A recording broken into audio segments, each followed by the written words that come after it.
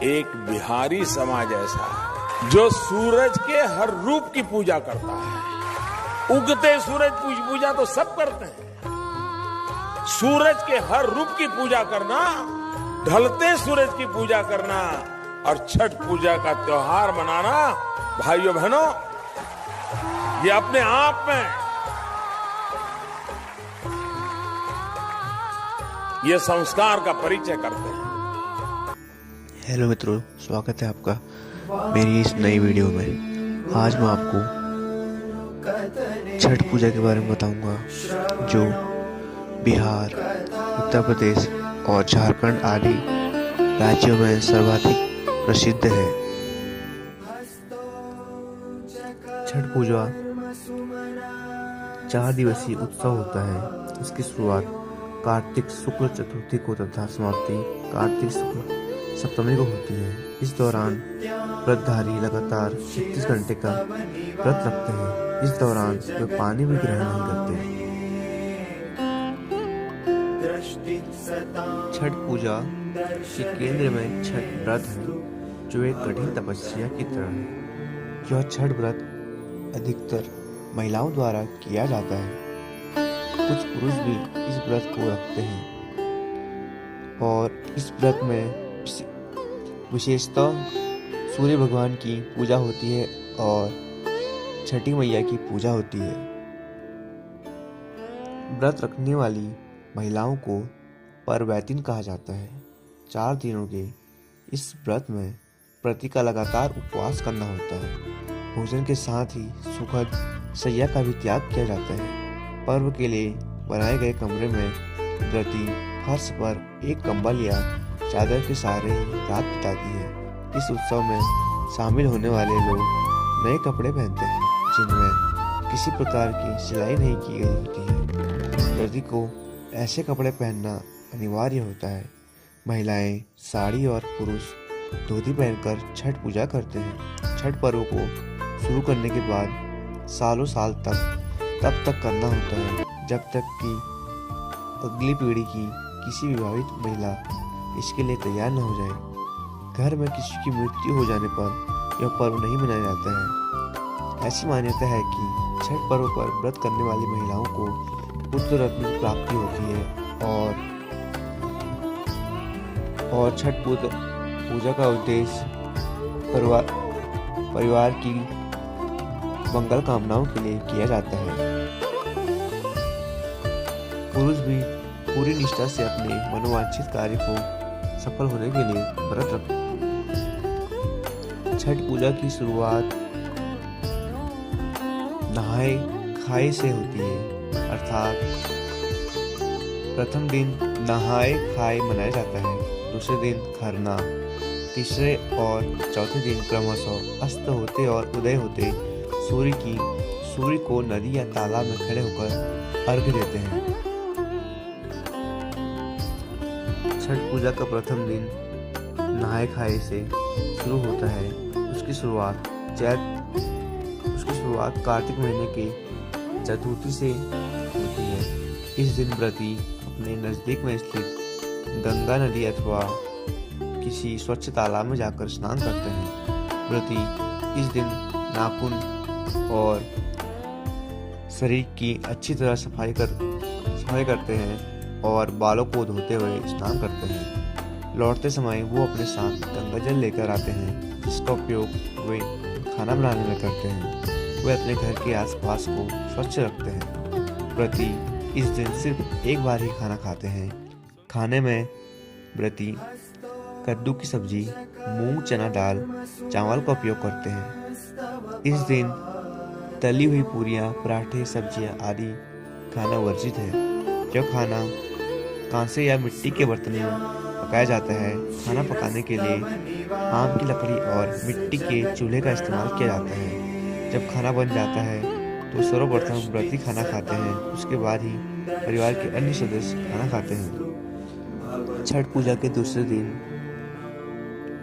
खरना मनाया जाता है, जिसे लोहंडा के नाम से भी जाना जाता है। इस दिन व्रती पूरे दिन उपवास रखती है। इस दिन व्रती अन्न तो दूर की बात है, सूर्यास्त से पहले पानी की एक बूंद तक ग्रहण नहीं करती। शाम को चावल और गुड़ का प्रयोग कर खीर बनाया जाता है, जिसे खरना प्रसाद भी कहा जाता है। खाना बनाने में नमक और चीनी का प्रयोग नहीं किया जाता। इन्हीं दो चीज़ों को पुनः सूर्यदेव को नैवेद्य देकर उसी घर में एकांत करते हैं, अर्थात एकांत रहकर उसे ग्रहण करते हैं। परिवार के सभी सदस्य उस समय घर से बाहर चले जाते हैं ताकि कोई शोर न हो सके। एकांत से खाते समय व्रती हेतु किसी तरह की आवाज़ सुनना पर्व के नियम के विरुद्ध है। पुनः व्रती खाकर अपने सभी परिवारजनों एवं मित्रों रिश्तेदारों को वही खीर रोटी का प्रसाद खिलाते हैं। इस संपूर्ण प्रक्रिया को खरना कहते हैं। चावल का पिट्ठा व घी लगी रोटी भी प्रसाद के रूप में वितरित की जाती है। इसके बाद अगले 36 घंटों के लिए व्रती निर्जला व्रत रखते हैं। मध्य रात्रि को व्रती छठ पूजा के लिए विशेष प्रसाद ठेकुआ बनाती है। ठेकुआ एक विशिष्ट व्यंजन है जो मैदा आदि पदार्थों के संयोग से बनता है और इसे तलकर बनाया जाता है। छठ पूजा के तीसरे दिन संध्या आरती मनाया जाता है। पूरे दिन सभी लोग मिलकर इस पूजा की तैयारी करते हैं। छठ पूजा के लिए विशेष प्रसाद जैसे ठेकुआ कसार बनाया जाता है। छठ पूजा के लिए एक बांस की बनी हुई टोकरी जिसे दउरा कहते हैं में पूजा के प्रसाद फल डालकर देवकारी में रख दिया जाता है। वहाँ पूजा अर्चना करने के बाद शाम को एक सूप में नारियल, 5 प्रकार के फल और पूजा का अन्य सामान लेकर दउरा में रखकर घर का पुरुष अपने हाथों से उठाकर छठ घाट पर ले जाता है। वह अपवित्र न हो इसलिए इसे सर के ऊपर की तरफ रखते हैं। छठ घाट की तरफ जाते हुए रास्ते में प्रायः महिलाएं छठ का एक गीत गाती हुई जाती हैं। कांची बास के बहंगिया बहंगी लचकत जाए, बहंगी लचकत जाए, बाट चे पूछेला बटोहिया, बहंगी केकरा के जाए, बहंगी केकरा के जाए, तू तो आनहर होवे रे बटोहिया, बहंगी छठ मैया के जाए, बहंगी छठ मैया के जाए। ओहरे जे बारी छठी मैया बहंगी, उनका के जाए बहंगा उनके के जाए। नदी या तालाब के किनारे जाकर महिलाएं घर के किसी सदस्य द्वारा बनाए गए चबूतरे पर बैठती है। नदी से मिट्टी निकाल कर छठ माता को जो चौरा बना रहता है उस पर पूजा का सारा सामान रखकर नारियल चढ़ाते हैं और दीप जलाते हैं। सूर्यास्त से कुछ समय पहले सूर्यदेव की पूजा का सारा सामान लेकर घुटने भर पानी में जाकर खड़े हो जाते हैं और डूबते हुए सूर्यदेव को अर्घ्य देकर 5 बार परिक्रमा करते हैं। सामग्रियों में व्रतियों द्वारा स्वनिर्मित गेहूं के आटे से निर्मित ठेकुआ सम्मिलित होते हैं। यह ठेकुआ इसलिए कहलाता है क्योंकि इसे काट के एक विशेष प्रकार के डिजाइनदार फर्म पर आटे की लुगदी को ठोककर बनाया जाता है। उपरोक्त पकवान के अतिरिक्त कार्तिक मास में खेतों में उपजे सभी नए कंदमूल, फल, सब्जी, मसाले व अन्न आदि यथा गन्ना, ओल, हल्दी, नारियल, नींबू, पके केले आदि चढ़ाए जाते हैं। ये सभी वस्तुएं साबुत बिना कटे हुए ही अर्पित होते हैं। इसके अतिरिक्त दीप जलाने हेतु नए दीपक, नई बत्तियां व घी ले जाकर घाट पर जलाने हेतु ले जाया जाता है। इसमें सबसे महत्वपूर्ण अन्न जो है वो है कुसही केराव के दाने। कुसही केराव के दाने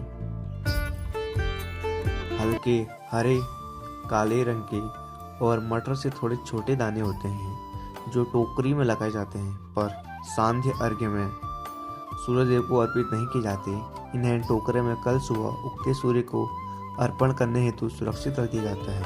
बहुत सारे लोग घाट पर रात भर ठहरते हैं, वहीं कुछ लोग छठ का गीत गाते हुए सारा सामान लेकर घर आ जाते हैं और उसे देव करी में रख देते हैं।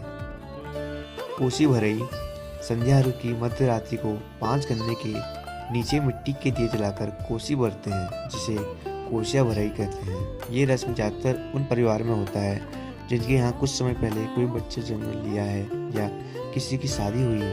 यह रस्म देवकारी में आंगन में या छत पर निभाई जाती है।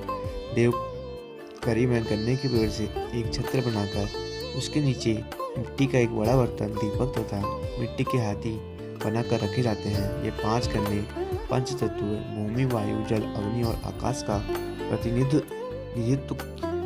छठ पूजा का चौथा दिन पूसा अर्घ के नाम से भी जाना जाता है। चौथे दिन कार्तिक शुक्ल सप्तमी की सुबह उदीयमान सूर्य को अर्घ दिया जाता है। सूर्योदय से पहले ही व्रती लोग घाट पर उगते सूर्य देव की पूजा हेतु पहुंच जाते हैं और शाम की तरह उनके पुरजन परिजन उपस्थित रहते हैं। संध्या अर्घ्य में अर्पित पकवानों को नए पकवानों से प्रतिस्थापित कर दिया जाता है, परंतु कंदमूल, फल आदि वही रहते हैं। सभी नियम विधान सांध्य अर्घ की तरह ही होते हैं। सिर्फ व्रती लोग इस समय पूरब की ओर मुंह कर पानी में खड़े होते हैं व सूर्योपासना करते हैं। पूजा अर्चना समाप्तोपरांत घाट का पूजन होता है। वहाँ उपस्थित लोगों में प्रसाद वितरण करके व्रती घर आ जाते हैं और घर पर भी अपने परिवार आदि को प्रसाद वितरण करते हैं। व्रती घर वापस आकर गांव के पीपल के पेड़, जिसको ब्रह्म बाबा का कहते हैं, वहां जाकर पूजा करते हैं। पूजा के पश्चात व्रती कच्चे दूध का शरबत पीकर तथा थोड़ा प्रसाद खाकर व्रत पूर्ण करते हैं, जिसे व्रत का पारण कहते हैं या परना कहते हैं। व्रती लोग खरना दिन से आज तक निर्जला उपवास के उपरांत आज सुबह ही नमक युक्त भोजन करते हैं।